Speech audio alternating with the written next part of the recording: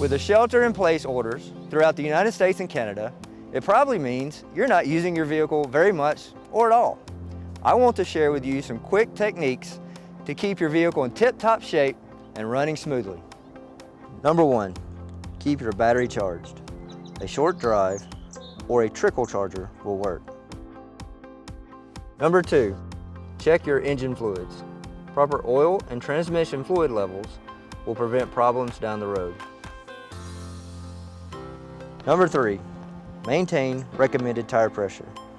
This helps to prevent flat spots when your vehicle is sitting. Number 4, wash your vehicle frequently. This helps to protect the paint, especially for the vehicles parked outdoors. While many businesses around the country have closed to stop the spread of COVID-19, automotive dealerships remain open and ready to further assist you.